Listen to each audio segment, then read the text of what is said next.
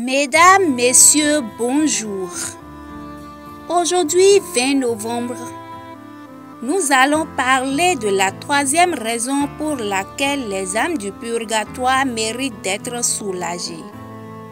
L'amour de Marie. Marie ne se contente pas d'encourager et de consoler ses chers enfants de la terre. Elle est aussi la consolatrice de ceux que la justice et l'amour retiennent dans le lieu de l'expiation. Quelle mère, voyant son enfant tomber dans un brasier ardent et pouvant le secourir, ne volerait pas soudain à son secours? Et Marie, la plus aimante des mères, resterait insensible aux tortures de ses enfants submergés dans les flammes expiatrices de la divine justice? Oh non, 1000 fois non. Pleine de compassion pour eux, elle s'occupe sans cesse de les soulager. Il n'y a pas de peine dans cette sombre prison qu'elle n'adoucisse. Il n'y a pas d'heure pendant laquelle elle ne verse sur ce feu purificateur une pluie rafraîchissante. Oh, comme Marie est bonne, s'écrie Saint Vincent Ferrier pour ces âmes captives qui gémissent dans le purgatoire. Par son entremise, elles sont à chaque instant soulagées et secourues. La Sainte Vierge disait à Sainte Brigitte: « Je suis la mère de tous ceux qui sont au purgatoire, et toutes les peines qui sont infligées aux morts pour l'expiation de leurs fautes sont allégées par mes prières. Heureux sont les vrais enfants de Marie. Sa protection ne les accompagne pas seulement en ce monde, mais elle va les chercher pour consoler leur misère invisible, impalpable, qu'on pourrait appeler misère d'outre-tombe. Que cette pensée est douce et consolante. Oh, qu'il est agréable d'espérer l'assistance de la Sainte Vierge à notre heure dernière, de savoir qu'elle viendra nous visiter, nous consoler, si malheureusement nous tombons dans l'abîme du purgatoire. Quel puissant motif de l'aimer tendrement en ce monde!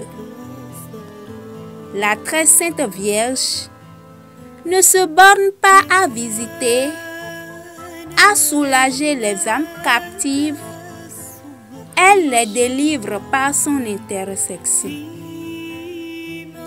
Pour hâter la fin de leur peine, elle inspire aux vivants de les aider de leur suffrage et elle supplie son divin Fils de les admettre dans le séjour de la paix. Or, ce que Marie demande, elle l'obtient toujours. Aussi, combien d'âmes oubliées et insuffisamment secourues gémiraient pendant des siècles dans ce lieu d'indicibles tourments si la Vierge clémente ne hâtait l'heure de leur délivrance.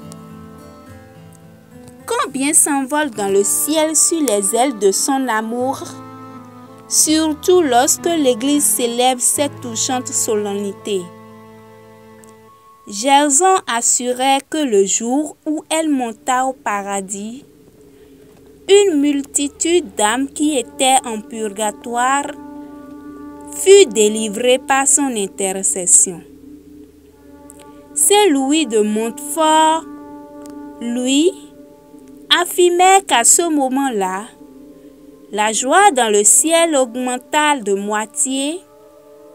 C'est aussi une pieuse croyance que tous les samedis et les jours de ces fêtes, cette bonne mère descend dans le lieu de la justice divine pour en retirer un grand nombre de prisonnières dont elle a obtenu la grâce, heureuse d'emmener ses enfants avec elle pour les associer au bonheur de sa famille du ciel.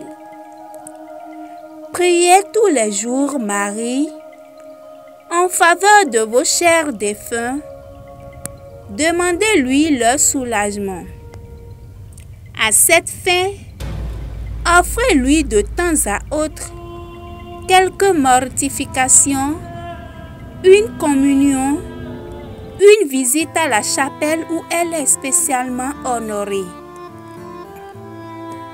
Les dévots de Marie ne sont pas malheureux en purgatoire, ils ne sont pas abandonnés. Saint Alphonse de Liguori disait: si nous devons secourir efficacement les âmes du purgatoire, nous devons toujours les recommander dans nos prières à la très sainte Vierge et surtout offrir pour elles le chapelet ou le rosaire par lequel elles sont soulagées. Ô Jésus, appelez vos enfants et nos frères au bonheur éternel et que la lumière qui ne s'éteint plus luise sur eux, qu'ils reposent en paix. Amen. Merci de nous avoir suivis. À demain pour la suite.